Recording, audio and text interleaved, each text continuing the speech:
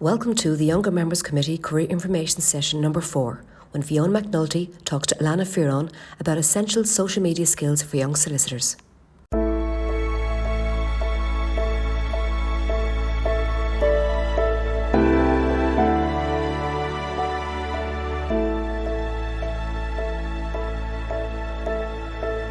So I know you've absolutely loads of content to convey to us this evening, Alana. So maybe if you want to start with your slides and we'll see how we get on. Yeah, look, and thanks for pointing that out, Fiona. Guys, this is just, a guide, but please interrupt, ask questions. I'm here, to bring a very hands-on session for you. I just love a good PowerPoint presentation.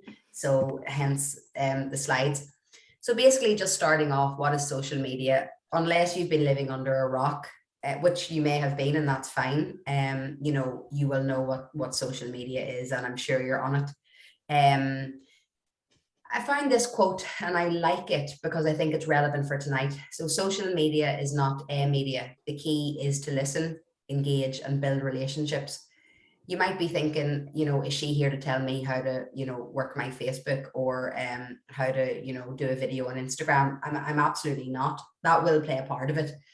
But mostly what tonight is about is why is social media important to you as a solicitor, or maybe a former solicitor, or maybe, you're coming into the profession and you're wondering, how you can use social media to your advantage. Basically, there's a lot of ways you can use it. And it's, as we all know, we've all seen, a lot of social media gets a lot of bad press. It does get, it has got a lot of negativity, but it is a fantastic tool when used properly.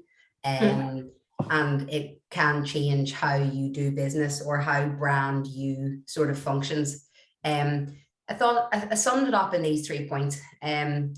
First, you want to pull up your is it press F5 and oh, is that really small? Yeah, sorry about that, guys. I'm looking at it big.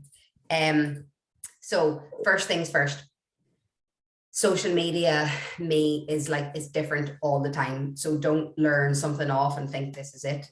It could be it today, it's definitely not it tomorrow, and that's fine, because it actually makes it easier for you. If you don't really get the hang of one thing, don't worry about it. It'll probably be different next week anyway. There's no strict rule book. So, that actually is an advantage and you should use it as such. But what never changes is the desire and the opportunity within to network. And that's the buzzword for tonight. If you take away anything, it's that word, it's network. Some people are intimidated. Like my mom just won't go near social. She thinks she's going to get stalked. I have no idea why, but it's important to remember social media is more about sociology and psychology than technology. So don't be intimidated. If you need help setting it up in the beginning, that's fair enough, but the rest will come so naturally. And in fact, the more natural that you run it, the better. Basically, for why social, I would sum it up in this context for you guys as brand awareness, human connections, business growth, which, let's face it, that pays the bills, and subject authority. By that, I mean, position yourself as a subject matter expert. Thinking of someone we should all know, Richard Grogan, solicitor. Richard has a fantastic use of social. He's very active on Instagram. He does video snippets every day. And he's an employment law specialist, and he does it really, really, really well. If you don't know what he does, I really do encourage you to have a look. He's not paying me commission, although maybe he should. But the point I like about Richard is that it doesn't need to be a studio production. Just pick up your phone and chat. I mean, ideally don't be in the shower or on the toilet, for example, but you don't need a studio background. You don't need to buy expensive equipment. Actually, what people care about is what you're saying and the content. And you should be using that content, whether it's video, written, audio, imagery, to position yourself as an expert in whatever discipline you are. If it's business law, employment law, criminal law, litigation, human rights, use it. Use your socials to build brand you. Yeah, and I think it's very authentic as well. Like a lot of the very popular legal content, for example, Richard Grogan's stuff, it's very genuine, and it's his personal brand, which probably helps connect Exactly. with the audience as well.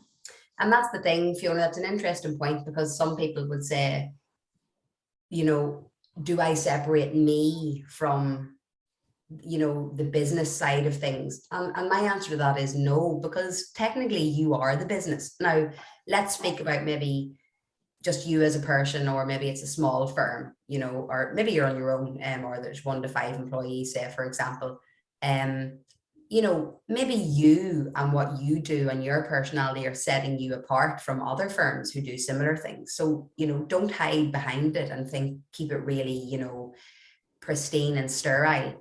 Let people see who you are within reason, obviously. You know, I mean, you know, don't be posting pictures of you out on the lash at 2 a.m. on a Saturday. But you know, if you're on holiday and you know, you're doing a video from there, or you're posting some content about the beautiful beach or motivation or something you've thought, you know, go ahead. That's who you are. That's part of your life. People will engage. And I think the most important point on that is it's all about building trust, because trust equals clients, equals revenue, equals growth, equals, you know, happy campers. I wouldn't trust anyone who I don't think is sincere and who I don't get to know in a way. And social media is such a fantastic way to get that across. You know, I think people of yesteryear would actually be guilty of the tools now at our disposal, you know, when used right.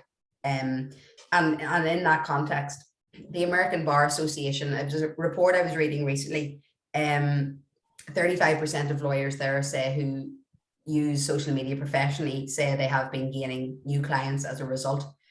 Now that was about 2 years ago, so it would definitely be up now. And you know, you might think, how will I know if I got new clients? Well, there's many ways of measuring that. You know, we'll talk about analytics, we get to touch on it, but what you're doing through brand awareness is putting yourself front of mind. It might take a really long time to get a bit of business, but even if it's 1 or 2 clients a month, you're still building up that awareness of you and your business and what you do, and it's vital, I think, to stand out in the competition. The other thing is, it may not always be about clients. Perhaps you're establishing yourself as a subject matter expert, and media start to get to know you, and they realize, oh, there's Fiona McNulty and she's on talking again about family law. We've got a story on Morning Ireland that we need a family law expert on. We're going to call her. Fiona then appears, you know, on the radio on Monday morning on one of probably the biggest morning show in the country. I mean, that's fantastic. That's, you know, advertising that money can't buy. So, you know, think about that when you're on social. It's not just about, you know, commenting on Jimmy Joe's new cat and, you know, showing off your handbag and your new car. It's also about getting in on trending topics and, I suppose, in a way, showing off. I mean, you don't want to be in people's faces, but certainly establishing yourself as a subject matter expert. In my opinion, that's one of the most important things that you can do for your business, or for yourself, for your brand on social. And would you have a view, and obviously there's lots of different social media platforms out there, and I suppose LinkedIn would spring to mind as the professional social network, but overall, would you think that more social media platforms than LinkedIn would have a role in the type of online brand and social media networks that you envisage? So again, speaking for this cohort, LinkedIn really is key, and you're completely right there, Fiona. It's the business, the professionals network. I think it used to have a bit of a reputation as being very stuffy and boring, but that's actually just not true. LinkedIn is a fantastic networking and connecting platform. And I don't want people to think they need to spread themselves thin and be all things to all men or people, because that's one of the key mistakes I think people do make with social. If you can only manage one, make it LinkedIn. it is where you're going to get the most beneficial leads, make those connections that you can then take offline. Perhaps you can join groups, you know, you can share your content expertise, and obviously it's fantastic for being noticed. Like maybe you're going to be looking for a new job, or in fact maybe you're going to use it to hire staff. I recently used LinkedIn for hiring a new team member, and it's fantastic tool. Candidates can send their resume directly to you privately. You can scan it there. You know, you can deal with them to even organize an interview via LinkedIn. There's interview tips. You can set up filtered job searches for yourself. It's fantastic. But outside of it, you know, obviously Twitter is the go of the minute. I would encourage you to be on Twitter, Fiona, just to keep up with what's going on in the world. You know, join the conversations, maybe start a conversation. You know, use it for ideas for content. If you have a blog, perhaps, or if you're thinking you're creating one, I think anyone who wants to have their finger on the pulse should be on Twitter. Facebook then, more casual. But again, if you don't have the money for a website yet, and again, this is aimed at maybe individuals or small firms, just use social platforms. Facebook's a good one. You know, have nice imagery, maybe pay to get a logo made. Keep your brand consistent on no matter what platform you're on. You know, same logo, nice clear imagery, pick a brand color. You know, don't have a purple Facebook and a pink LinkedIn and a green Instagram. Instagram's another great fun one, but you know, as I said, I don't want to encourage people to be all things to all people, and really, you know, spread themselves thin. My bugbear is when people don't answer DMs or PMs. If you have a social media platform and your messages are open, which they should be because it's a conversation, please answer. You know, if you set up business pages, you can have automated responses. You know, we will reply within 4 hours or 1 day. Just don't leave people hanging. Yeah. And I think in terms of identifying a strategy you've set out there on that slide, maybe whether you're starting from scratch or you're trying to put shape on your social media brand, you kind of set out a pathway of how to get towards that ideal situation where you're active, consistent social media profiles. Exactly. And that's actually two fantastic words there, Fiona. I think maybe you should be in this hot seat. Be active and be consistent. I mean, they're two of the biggest, you know, lessons for social media. You know, do you ever look at those pages and they didn't post since June 2017 and you're like, are they dead? Like, can I liaise with them? Consistency is also key, you know. And by that, I mean lots of things, like your regularity of posting, but also what you post. I mean, you can't be too sporadic. Yes, you know, no to repetition and no to boring, you know, mundane. But stock images, yeah, like a complete no. But at the same time, people need to be able to recognize your style of content. And if you've gone from one extreme to the other, then, you know, people are going to wonder. This slide is really, again, it's just for people to have something in their head. And it's my own summary. But if you define, identify, and communicate. So what is your objective? Fiona, why are you setting up this LinkedIn and this Facebook? And then you select your platforms accordingly. Now, obviously, if you were a circus entertainer, you certainly, you know, would be picking different platforms. If I was you, I'd go for Instagram and Facebook, certainly Instagram first. But with a lawyer, a solicitor, a firm, you know, you're going for LinkedIn primarily, and then, you know, Facebook and Instagram if you can. But as I say, Twitter is great to be in the convo, you know. Identify then is like, what's your area of expertise? And basically, well, I hope everyone would know that, but also optimize your profiles. If people are searching for you, because LinkedIn does function like a search platform like Google.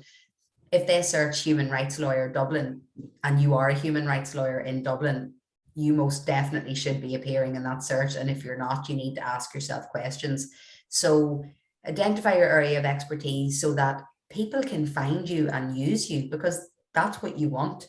Don't have it really vague and non-specific, like legal professional Ireland. You know, I mean, who's that talking to? And as I said, don't be all things to all people.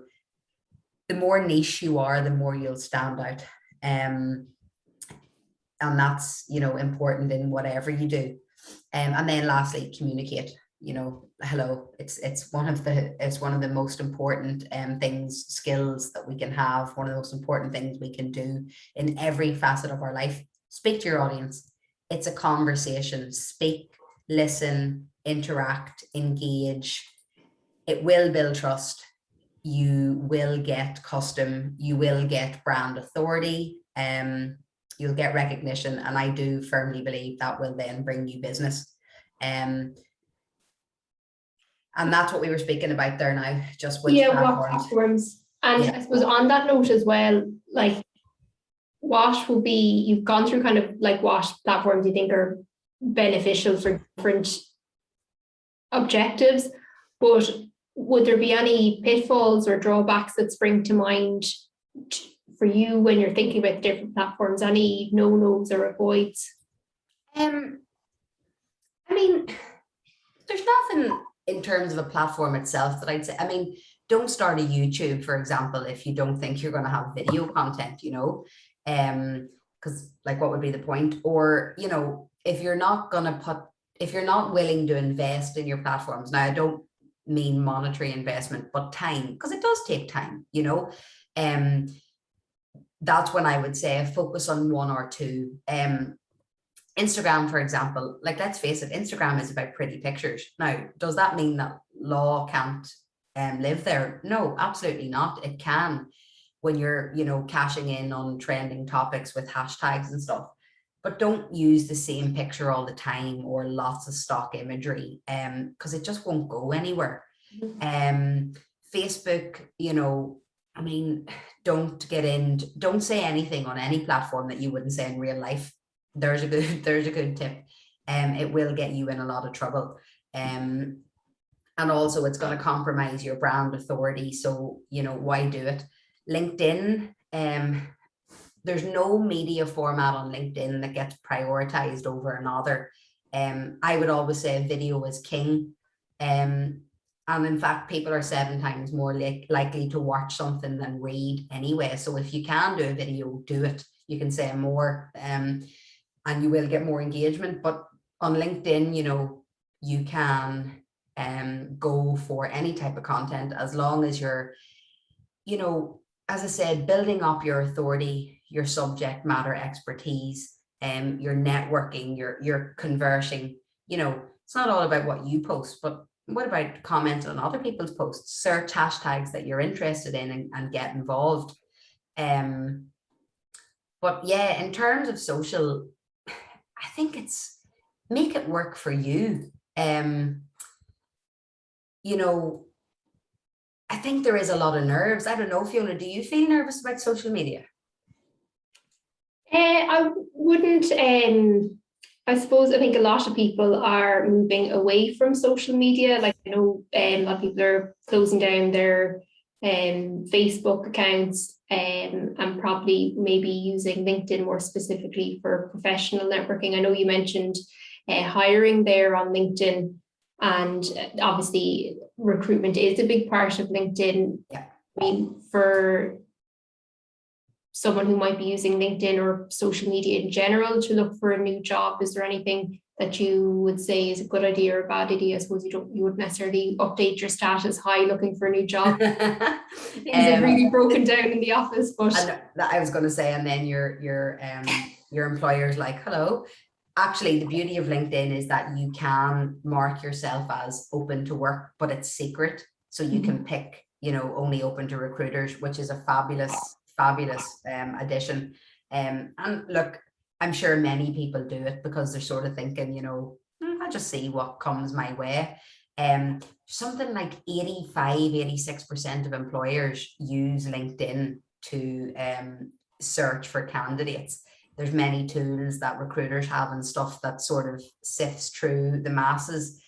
It's a fantastic tool, Fiona, I would say, for for hiring and for job searching. As I mentioned on LinkedIn, your filtered job searches, you can filter by job type, location, part-time, full-time, contract, and you can get daily updates then from LinkedIn on jobs that match your criteria. Twitter can be used as well, like hashtag job fairy, if you check that hashtag. Facebook also have some hiring tools now, but for you as a potential candidate rather than a hiring manager, yeah, be careful of your social, because employers do snoop. So, you know, keep it clean, or certainly, you know, if you think to yourself, God, would that put a prospective employer off hiring me? You know, it's the old journalism rule: if in doubt, leave it out, or else have your profile very, very private. It really bothers me when people share non-professional things on LinkedIn, and that might be quite a divisive comment because people are doing it more and more, but I just think it's not the platform for it. Yeah, all these really inspirational posts are kind of wishing people happy birthday. And I mean, look, it's a professional network. I suppose people are allowed birthdays, but for me, it's just, you know, one thing I would have changed on though is your profile picture. So there'd be a big debate about, you know, it needs to be really like professional and your suit and your white wall. And I wouldn't always agree with that, because I like to see the real person within reason. But I know now, since the pandemic and work from home, people have been more empowered to actually share photos, profile photos of themselves that show the new real them, whether that's a baby sitting on their knee in front of a Zoom, you know, the dog there as well, or maybe they're outside, and, you know, and I think it's fabulous because I think it gives more of the person. Now, again, absolutely, yeah, and a real sign of the times. Exactly, Fiona, and things like that change all the time.